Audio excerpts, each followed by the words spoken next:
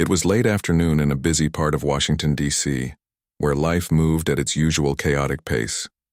Cars honked impatiently as they waited at red lights, street vendors called out to passers-by, and people hurried along sidewalks, eager to get home after a long day. Among them walked Maya Rivers, a tall, confident black woman whose presence commanded attention without her even trying.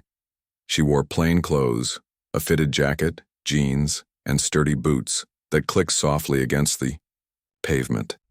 To anyone watching, she might have looked like just another commuter heading somewhere important, but there was something about her, something unspoken, that set her apart.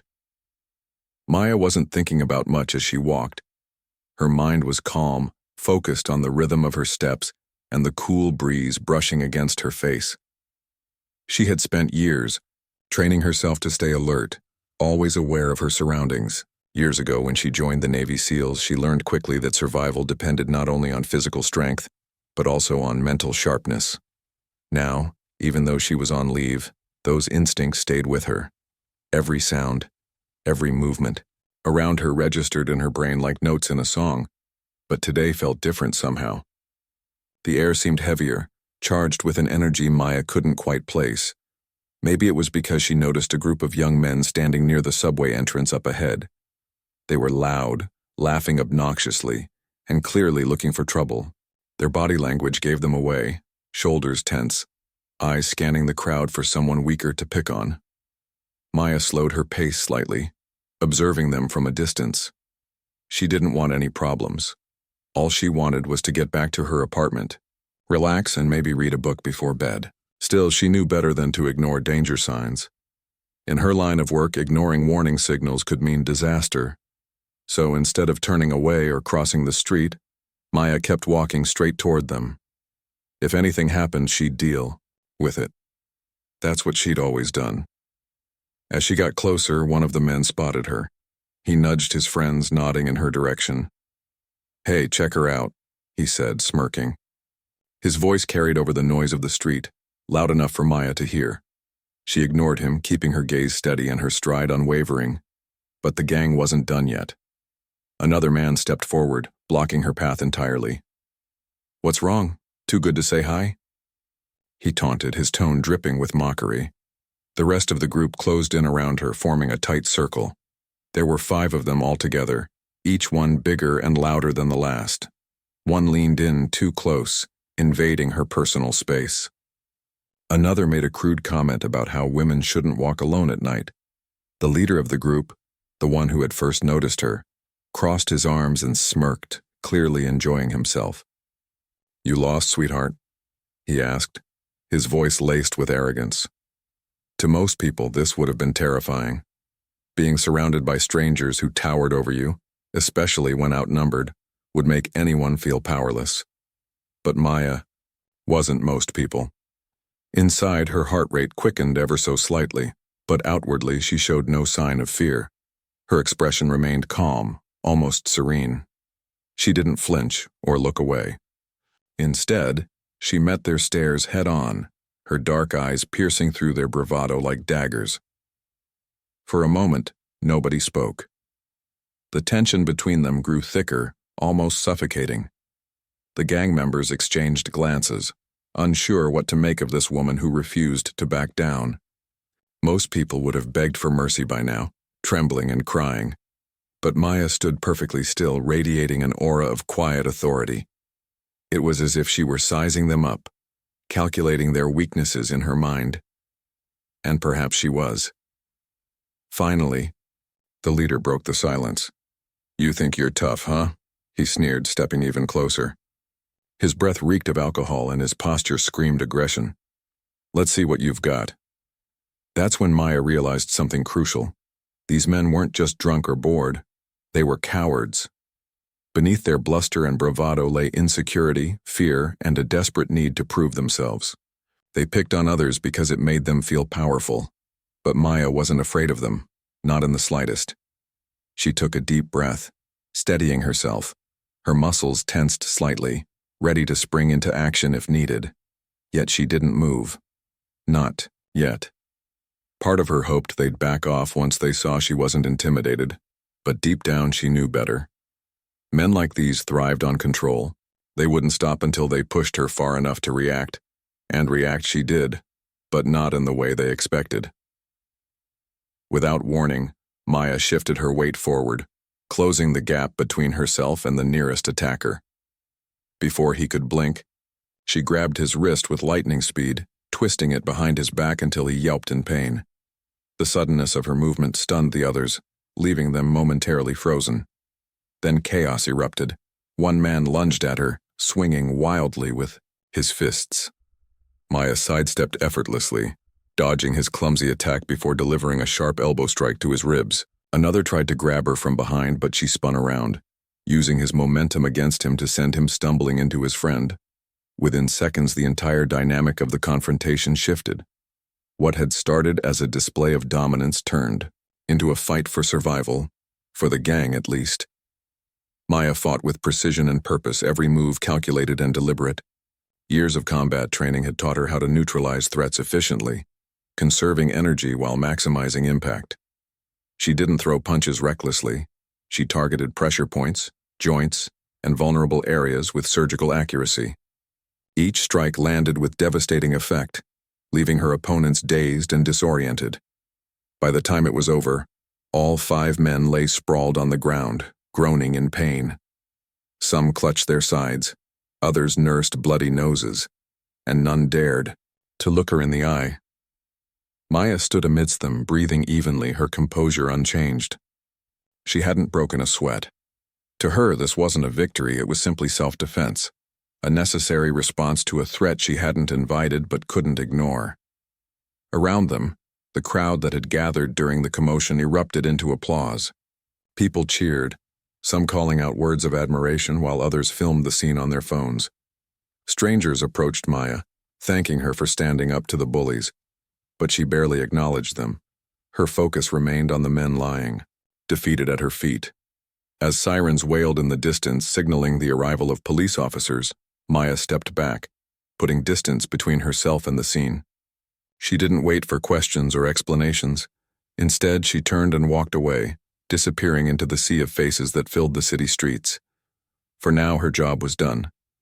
But little did she know this encounter would spark something much bigger, a chain reaction that would change lives far beyond her own. The streets of Washington, D.C. buzzed with excitement as word of the subway incident spread like wildfire. Videos of Maya taking down the gang went viral within hours, capturing the attention of thousands online. People couldn't stop talking about the mysterious woman who had single-handedly defeated 5 attackers. Comments flooded social media platforms, some praising her bravery, others speculating about her background. Who is this woman? Became the question everyone wanted answered. While the internet exploded with theories, Maya returned to her modest apartment, shutting out the noise of the world outside. She slipped off her boots, hung up her jacket, and poured herself a glass of water. The fight had been exhausting, not physically but emotionally. Every time she stood up against injustice, it reminded her of the larger problems society faced: systemic harassment, inequality, and the constant struggle for safety that so many women endured daily. These thoughts weighed heavily on her mind. Her phone buzzed nonstop on the kitchen counter. Notifications lit up the screen one after another from friends, colleagues, and even strangers who had seen the footage. Some messages were congratulatory, others curious, and a few downright invasive. One text caught her eye. It was from Commander Harris, her superior officer in the Navy SEALs, Lieutenant Commander Rivers. The message read, "I hope you're staying low-key during your leave. We don't need any unnecessary attention right now." There was a playful tone to his words, but Maya knew he was serious. Her actions, though heroic, could attract unwanted scrutiny, not just for her, but for the military branch she represented. Maya sighed, setting the phone aside. She appreciated the concern, but she didn't regret what she'd done. If anything, she felt frustrated. Why should standing up for herself be considered unnecessary attention? Shouldn't it be normal for people to defend themselves when threatened? The more she thought about it, the angrier she became. This wasn't just about her. It was about all the women who faced similar dangers every day, without the skills or support to fight back. Later that evening, Maya sat by her window, staring out at the city skyline. The sun had dipped below the horizon, casting long shadows across the streets. Cars honked faintly in the distance, and the hum of life continued unabated. But inside her apartment, silence reigned. Maya's mind raced with possibilities. What if she could do more? What if she could use her experience to help others protect themselves? The idea sparked something deep within her, a sense of purpose she hadn't felt in years. The next morning, Maya woke early, determined to act on her newfound resolve. She grabbed her laptop and began researching local organizations focused on community empowerment. After hours of searching, she found a small nonprofit called Safe Streets Initiative. They offered workshops and resources aimed at helping marginalized groups navigate urban environments safely. Intrigued, Maya reached out via email, introducing herself briefly and offering her expertise in self-defense training. To her surprise, the response came quickly. A woman named Lisa Johnson, the founder of Safe Streets Initiative, replied enthusiastically. "We'd love to have you," Lisa wrote. "Our participants are always eager to learn practical skills they can use in real-life situations. When would you be available to meet?"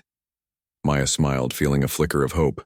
For the first time in days, she felt like she was doing something meaningful. She arranged to visit their office later that week to discuss details. In the meantime, she spent hours planning her lessons, drawing on both her military training and her personal experiences. She wanted these classes to be more than just physical drills. They needed to empower participants mentally and emotionally too. When the day finally arrived, Maya walked into the Safe Streets Initiative office, carrying a duffel bag filled with training gear. Lisa greeted her warmly, shaking her hand firmly. "It's an honor to meet you, Lieutenant Commander Rivers," Lisa said, her voice brimming with admiration. "Your story has inspired so many people." Maya nodded, brushing off the compliment. "I'm here to help," she replied simply. "If I can teach even one person how to defend themselves, it'll be worth it." Lisa led her to a large room where several folding chairs had been set up. A handful of women waited nervously, glancing at each other as Maya entered. Some looked skeptical, others curious. Clearly, they hadn't expected someone like Maya, a decorated Navy SEAL, to show up in person. She introduced herself briefly, explaining her background and why she wanted to teach them self-defense. Then she got straight to work. At first, the participants seemed hesitant, unsure of their abilities.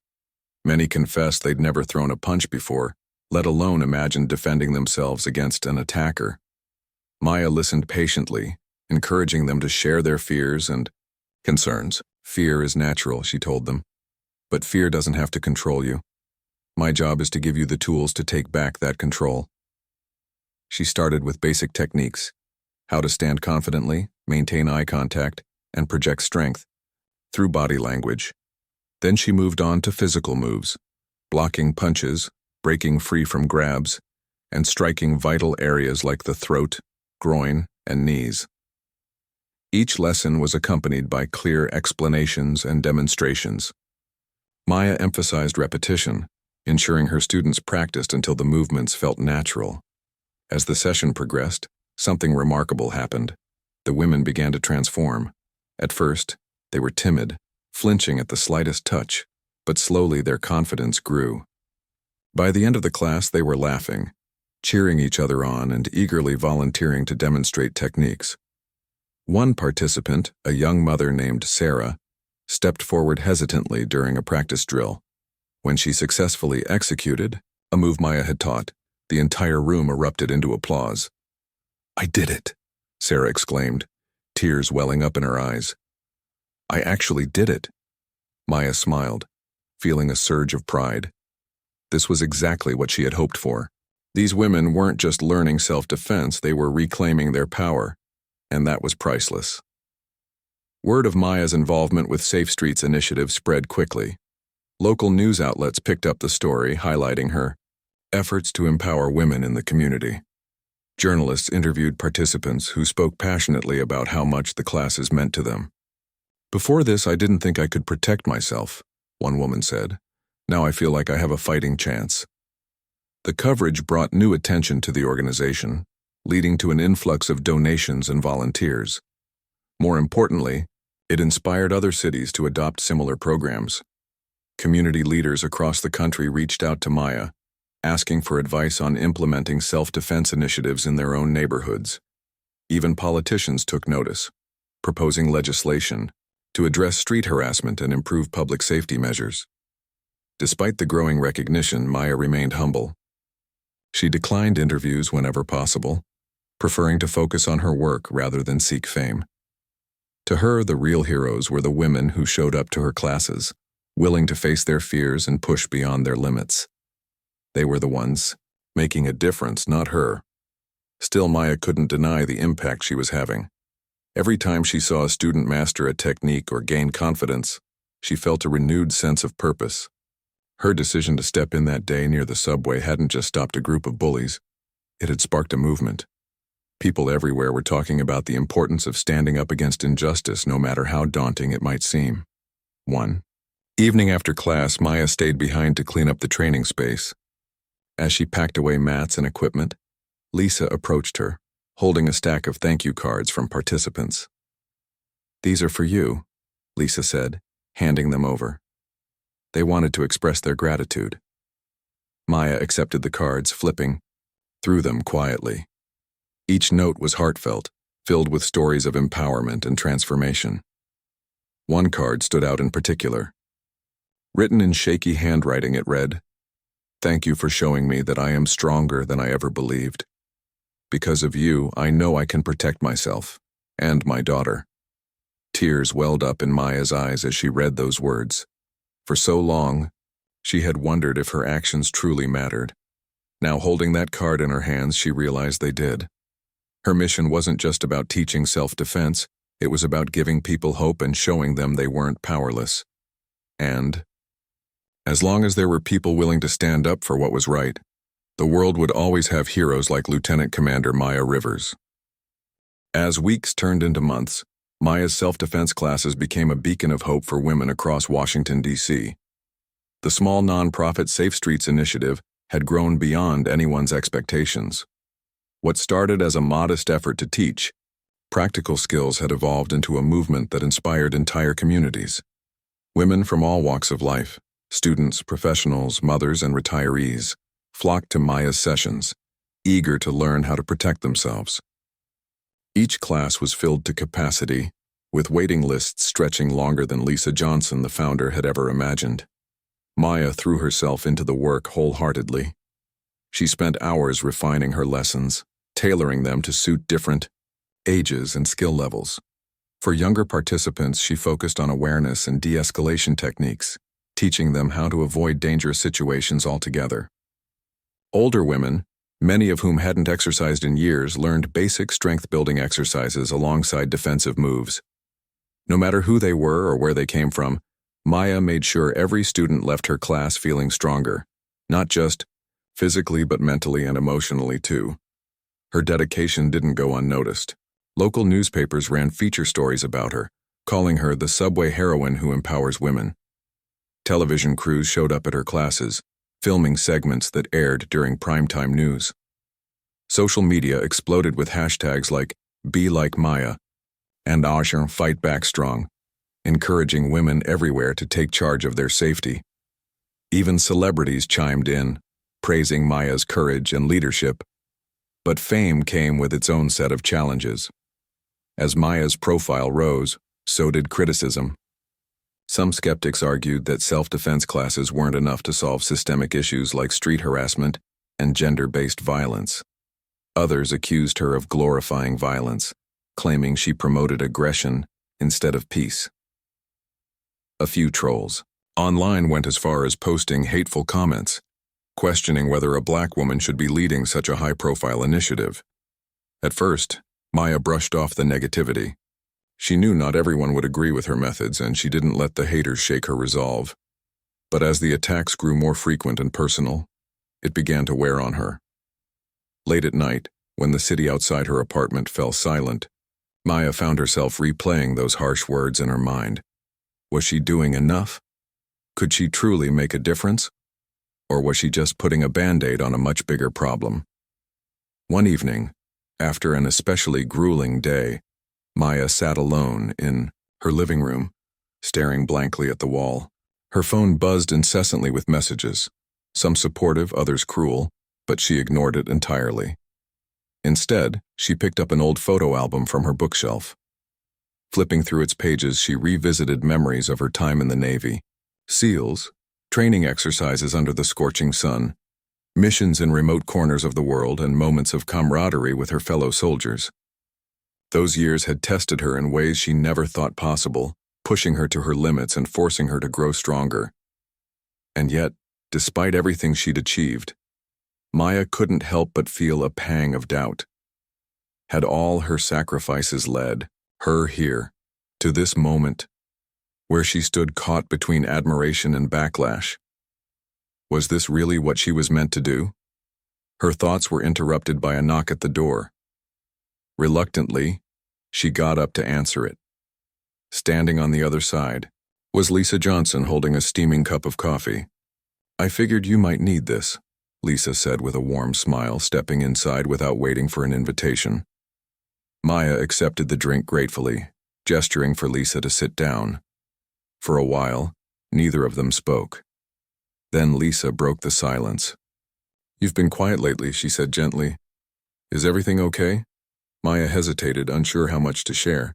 Finally, she sighed and admitted, "Sometimes I wonder if I'm making a real difference. People keep saying I'm changing lives, but is it enough? There's still so much wrong with the world." Lisa nodded thoughtfully. "Change doesn't happen overnight," she replied. "What you're doing, it's planting seeds. You're giving people tools they can use to protect themselves, yes, but you're also showing them that they have value, that they matter. And that's huge." Her words struck a chord deep within Maya. It was true, her classes weren't just about fighting back against attackers. They were about empowering women to believe in themselves, to stand tall even when the odds seemed insurmountable. Slowly, a sense of clarity washed over her. Maybe she couldn't fix every problem, but she could keep planting those seeds. One day, they would grow into something beautiful. Determined to push forward, Maya decided to expand her reach. With Lisa's help, she organized a series of workshops in nearby cities, bringing her message of empowerment to new audiences. Word spread quickly, and soon invitations poured in from organizations across the country. Universities, community centers, and even corporate offices requested her expertise, eager to provide their members with valuable self-defense training. Each workshop followed the same structure. Maya began with a brief introduction, sharing her story and emphasizing the importance of confidence and awareness. Then she dove into the practical lessons, guiding participants through a series of drills designed to build both physical and mental resilience. By the end of each session, attendees left feeling empowered, armed not only with new skills but also with a renewed sense of purpose. One particular event stood out, a workshop held at a high school in Baltimore. Many of the students came from disadvantaged backgrounds, facing daily struggles that most people couldn't imagine. Gang violence, poverty, and discrimination were constants in their lives, leaving many feeling trapped and powerless. When Maya walked into the auditorium that morning, she saw fear in their eyes. Some slouched in their seats, avoiding eye contact, while others whispered nervously among themselves. But Maya didn't let their hesitation deter her. She started by asking them a simple question. "How many of you have ever felt unsafe?" Slowly, hands began to rise, one by one, until nearly everyone in the room had their arm in the air. Maya nodded, acknowledging their pain. "That's why we're here today," she said firmly, "to show you that you don't have to live in fear. You have the power to change your story." Throughout the workshop, Maya encouraged the students to open up, sharing their experiences and fears without judgment. She paired them with partners, teaching them how to support each other during practice drills. By the end of the day, the atmosphere had shifted completely. Students who had arrived hesitant and withdrawn were now laughing, cheering, and celebrating their progress. One boy, barely 15 years old, approached Maya timidly as the session wrapped up. "I didn't think I could do this," he admitted, his voice trembling slightly. "But now I feel like I can protect my little sister if anything Happens, Maya smiled, placing a hand on his shoulder. That's exactly why I'm here, she said softly. You're stronger than you know. As her reputation grew, Maya attracted attention from unexpected places, including government officials. One afternoon, she received an invitation to speak at a congressional hearing on public safety reform. The topic was broad, covering everything from law enforcement accountability to funding for community programs. But when Maya took the podium, she zeroed in on one key issue: the lack of resources available to marginalized communities. Too often we focus on punishing offenders after the fact, she said, her voice steady and commanding. But what if we invested in prevention instead? What if we gave people the tools they need to protect themselves before harm occurs? Self-defense isn't just about physical strength. It's about building confidence, fostering resilience, and creating safer environments for everyone. Her speech resonated deeply with lawmakers and activists alike. Within weeks, several bills were introduced aimed at increasing funding for self-defense initiatives and expanding access to training programs nationwide. While Maya knew these changes wouldn't happen overnight, she felt hopeful knowing her voice had contributed to the conversation.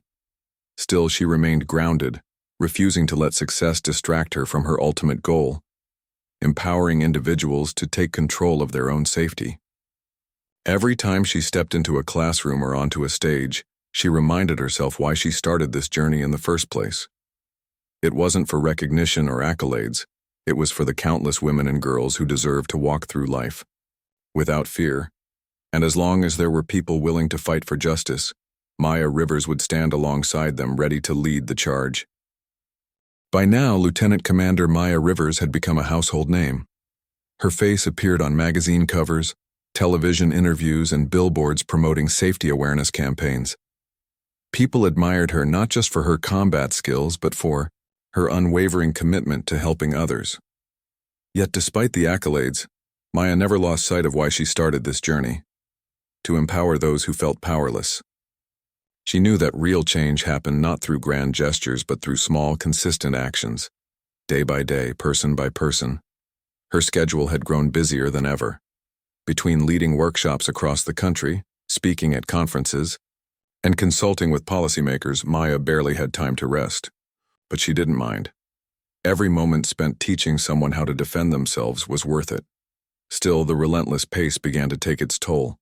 Late nights turned into early mornings, and her energy reserves dwindled. Even her closest friends noticed the strain. "You're burning yourself out," Lisa Johnson warned one evening after a particularly long day. They were sitting in Maya's apartment, sipping tea while reviewing plans for an upcoming event. "You can't keep doing everything on your own." Maya sighed, rubbing her temples. "I know," she admitted reluctantly. "But there's so much work to be done. If I slow down, who will pick up the slack?" Lisa leaned forward, her expression serious. "That's the thing. You don't have to do it all alone. You've inspired so many people already. Let them help carry the load." It was advice Maya desperately needed to hear. Over the past few months, she'd poured every ounce of herself into her mission, neglecting her own well-being in the process. Now, as she reflected on Lisa's words, she realized she couldn't continue like this indefinitely. If she wanted her movement to grow sustainably, she needed to delegate responsibilities and trust others to share the burden. With renewed determination, Maya decided to build a team of trainers, women and men who shared her passion for empowerment and could teach self-defense classes under her guidance. She reached out to former Navy SEAL colleagues, martial arts instructors, and community leaders, recruiting individuals who understood the importance of both physical training and mental resilience. Together, they developed a curriculum that combined practical techniques with discussions about overcoming fear, building confidence, and fostering mutual support. The first group of trainers came together for intensive workshops led by Maya herself. She wasn't just teaching them how to fight, she was instilling in them the same values that drove her mission. "This isn't about aggression," she told them during one session. "It's about giving people the tools to protect themselves and reminding them that they are capable of more than they think." As the team grew, so did their reach. With multiple trainers working simultaneously, Maya's program expanded rapidly, reaching cities far beyond Washington, D.C. From Chicago to Los Angeles, Detroit to Miami, communities embraced the initiative with open arms. Local organizations partnered with Safe Streets Initiative to host events tailored to specific needs, whether it was helping immigrant women navigate unfamiliar environments or equipping teenagers with strategies to avoid gang violence. One such event took place in Atlanta, where Maya traveled personally to oversee the launch of a new chapter. The venue, a large community center, buzzed with excitement as hundreds of participants gathered for the opening ceremony. Among them was a young woman named Jasmine, a college student who had survived a harrowing assault earlier that year. Though she had initially been hesitant to attend, Jasmine decided to give the workshop a chance, hoping it might help her regain some sense of control over her life. During the session, Maya noticed Jasmine standing quietly at the back of the room, watching intently but avoiding participation. Afterward, Maya approached her gently.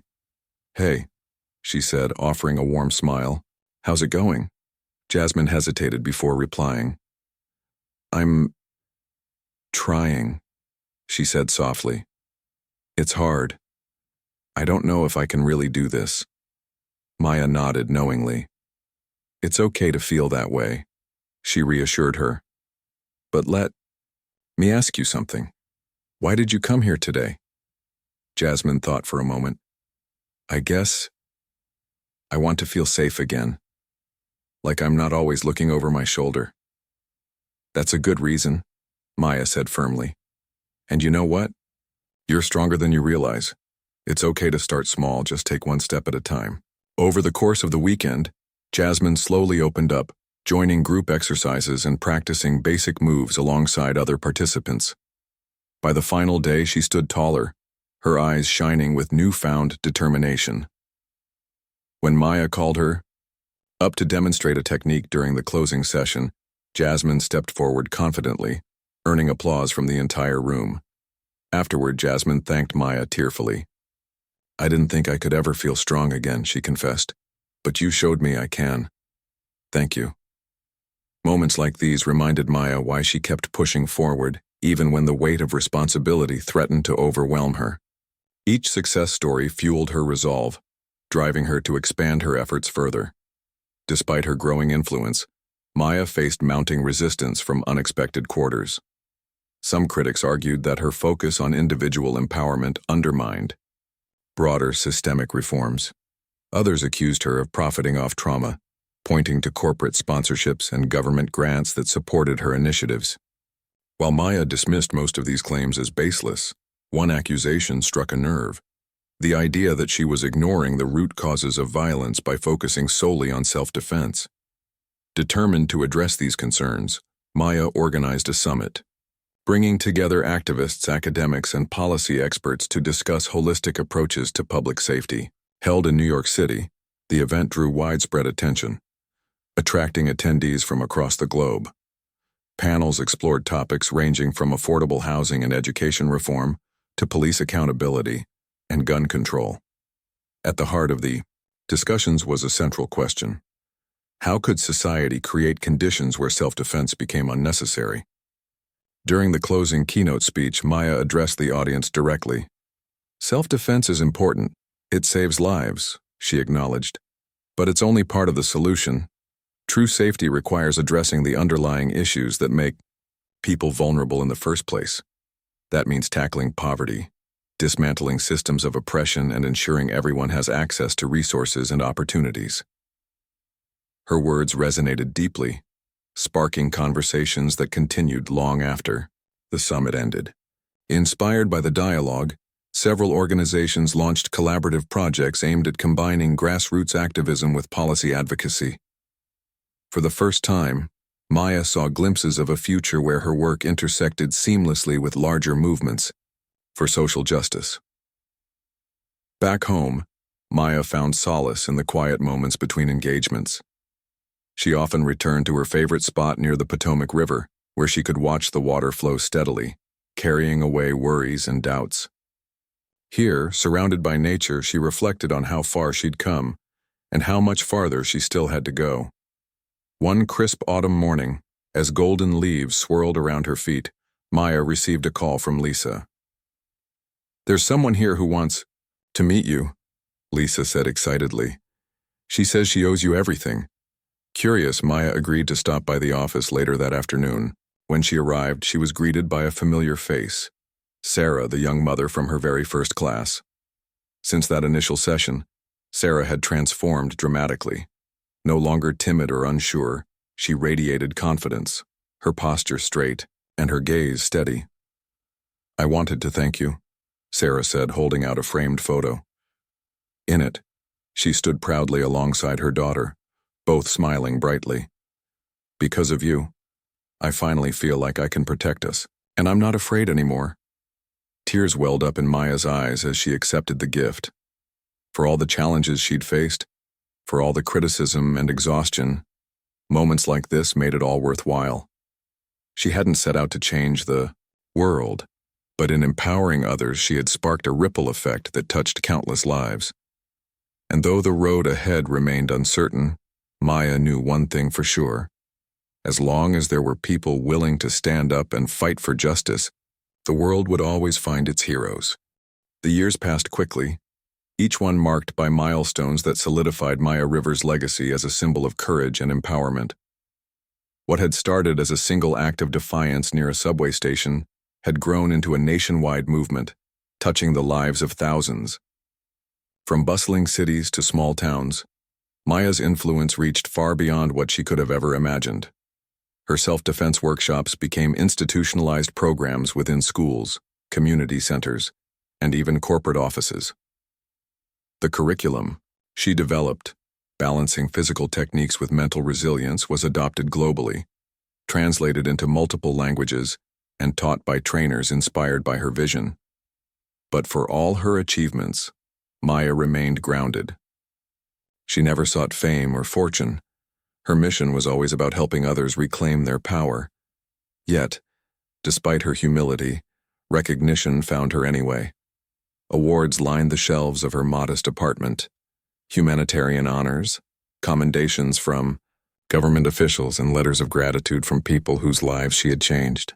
Each accolade served as a reminder of how far she'd come, but also of how much work remained to be done.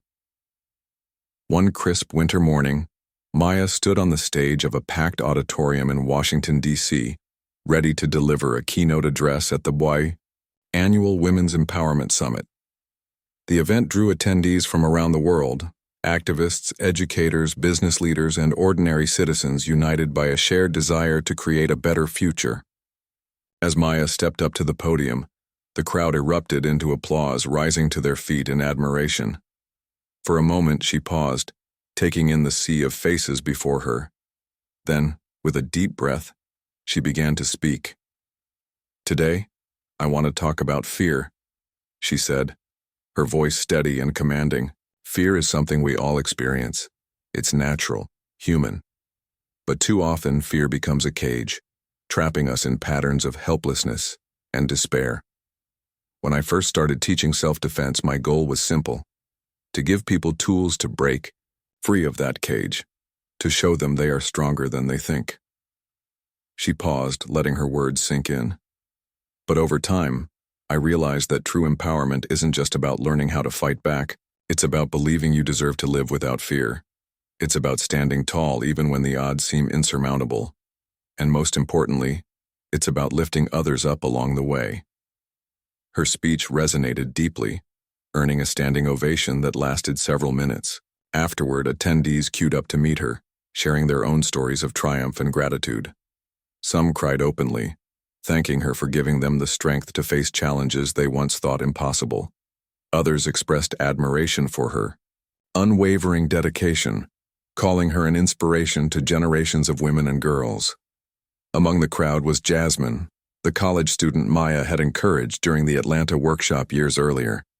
Now a confident young woman pursuing a career in social work, Jasmine approached Maya with tears in her eyes. "I wouldn't be here today if it weren't for you," she said softly.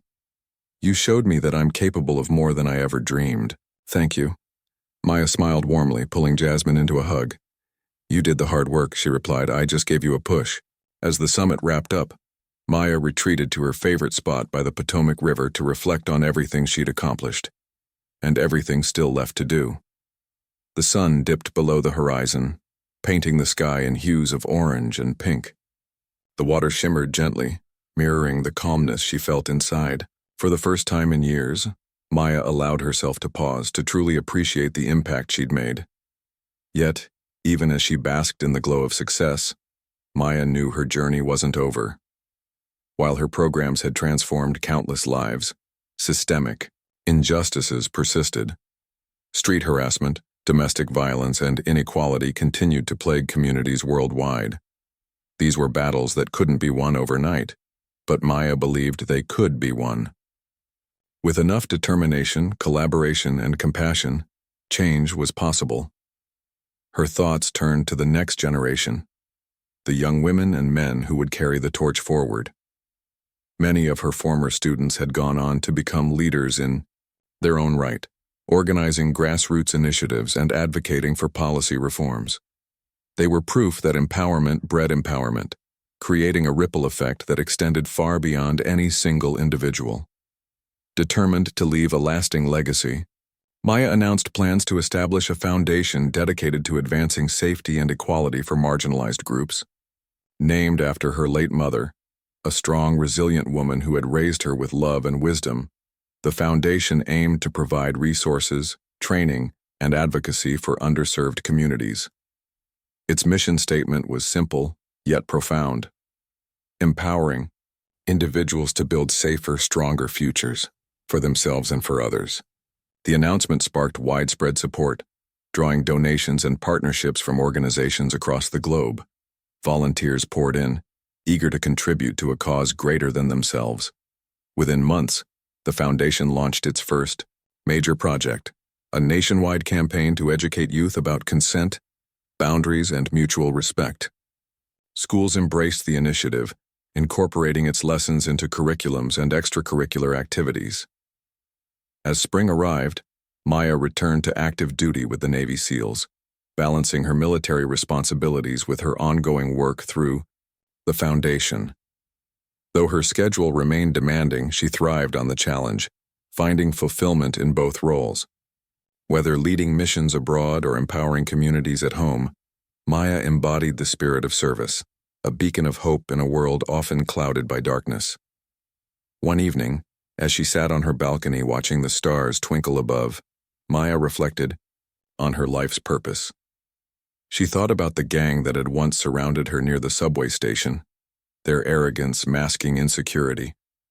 She thought about the countless women and girls who had walked into her classes timid and unsure, only to emerge confident and empowered. And she thought about the future, a future shaped not by fear but by courage. In that moment, Maya understood something profound. Heroes weren't born, they were made. They were ordinary people who chose to stand up, to fight back, to believe in a better tomorrow. And though the road ahead would undoubtedly be fraught with obstacles, Maya knew she wasn't alone. There were others like her, people willing to step forward, to plant seeds of change, to light the way for those who came after. With a contented smile, Maya leaned back in her chair, letting the cool night air wash over her. Her journey had been long and challenging, filled with moments of doubt and triumph alike. But through it all, she had stayed true to herself, and to the belief that everyone deserved to live without fear. And so, Lieutenant Commander Maya Rivers continued her mission one step at a time. For as long as there were people willing to fight for justice, the world would always find its heroes.